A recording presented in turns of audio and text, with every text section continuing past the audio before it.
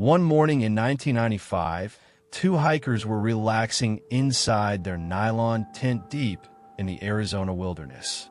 Suddenly, the silence was shattered by a deafening roar. They scrambled to unzip the tent to find the source of the noise, which seemed to be coming from the dirt road ahead. At first, they saw nothing but a massive cloud of dust charging toward them at high speed. From the heart of that cloud emerged something they knew shouldn't, and couldn't, exist in such a rugged, remote location. The object tore past them at a suicidal pace before vanishing into the dense trees. Stunned, they whispered in disbelief about how such a thing could appear here. But then, the roar returned. The entity that had vanished among the trees was coming back for them. Watch this video until the end to find out what happened. Hello everyone, I hope you're all doing well. Late Saturday night, May 27th, 1995, a truck driver named Devin Williams was on duty. He drove a refrigerated rig, the kind used to transport perishable food that requires constant cooling. That day, Devin was stopped at a truck stop in Kingman, Arizona. Inside the cab of these massive trucks, there's a small sleeping berth behind the driver's seat. Devin pulled out his sleeping bag, exhausted beyond words. For the past 4 days, he had been on the road with almost no opportunity for sleep or rest. All he wanted was to deliver his cargo and return home to his wife, Mary Lou, and their 3 children in their small town in Kansas. Devin hated being away from his family for long stretches, and nothing bothered him more than traveling on a Saturday night, the night families usually gather. However, his circumstances forced him. He was in desperate need of money for repairs and renovations on the new home he and his wife had recently purchased. As he tried to sleep in the cab, thoughts began to plague him. If I sleep now, I'll have to stop later. I'll take longer, and this shipment must be delivered exactly on time. The shipping company he worked for was notorious for strict deadlines. He was hauling strawberries and lettuce, due Monday morning in Kansas City, about 2,200 kilometers away. He began calculating in his head. How long would it take? Would sleeping ruin the schedule? Everyone at the company knew that 29-year-old Devin was an exemplary employee. Trucking isn't an easy job.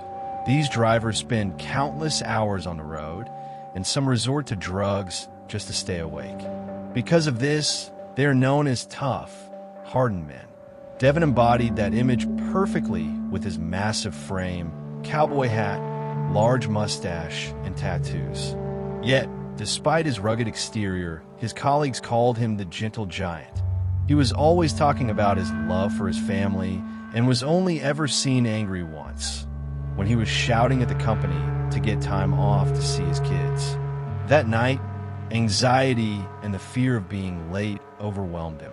He sat up in a rage, threw his sleeping bag aside, washed his face, and called his boss, Tom Wilson, from a payphone. "I'm exhausted and I was supposed to rest here," he said, "but I'm not going to sleep. I'm pushing through. I'll deliver the shipment on time Monday morning." He hung up and set off. His boss didn't notice anything strange in his tone, but he was puzzled as to why Devin would call to confirm his commitment when he was already known for his extreme discipline. Monday morning came, and Devin didn't show up at the distribution center. The manager called Tom Wilson to complain about the delay. At first, Tom asked them to wait, but after an hour of silence, panic began to set in. In 1995, there were no cell phones. Tom sat by the landline, waiting for any word from Devin, but the day ended with nothing.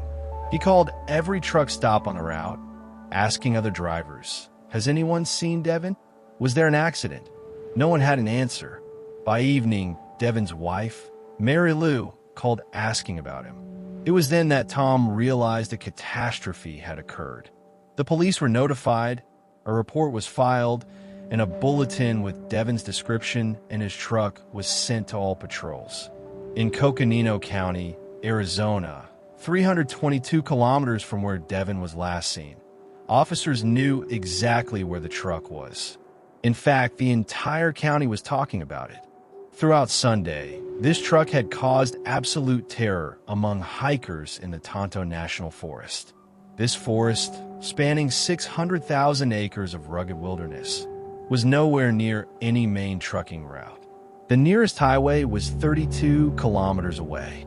The internal trails were narrow, dirt paths barely wide enough for a small car. How did a 15-meter-long, 10-ton truck get in there?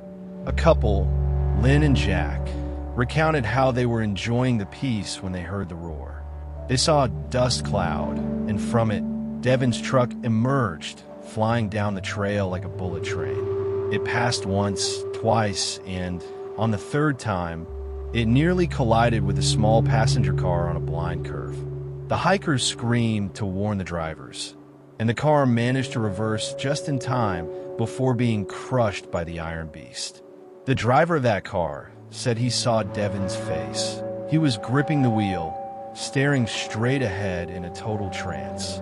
His face was expressionless, like a statue. He didn't even blink or acknowledge I was there. Shortly after, a family hiking came across a beautiful open meadow. In the middle of it stood the massive truck, a sight that defied reality.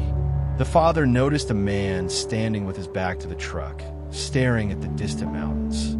Thinking the driver was lost and needed help, the father approached him as the truck sat mired in the mud. When the father called out, the man didn't respond. When he got within 2 meters, the driver turned slowly. The father recoiled in shock. The driver was stretching his mouth open to a terrifying degree, rapidly moving his lower jaw and clicking his teeth together loudly. Before the father could run, the driver snapped his mouth shut and said with bulging, vacant eyes, "I didn't do this." They did. The family fled and notified the county sheriff. When the sheriff arrived at the field, he found the truck with the engine and the refrigerator unit still running. The strawberries were perfectly fine, but Devin Williams had vanished. There was no trace of him in the cab or the field. After checking the plates, they confirmed it was the missing rig. However, the behavior described by witnesses was completely alien to Devin's gentle personality. The search continued for weeks. Jack and Lynn told police they saw Devin walking barefoot through the forest on Monday morning. When they asked if he was okay, he threw a rock at them, forcing them to flee. Despite massive search efforts, he seemed to have evaporated into thin air. 2 years later, in May 1997, hikers in an area that had been thoroughly searched before found a white object on the dirt path. It was a human skull, perfectly intact, yet completely alone. There was no skeleton.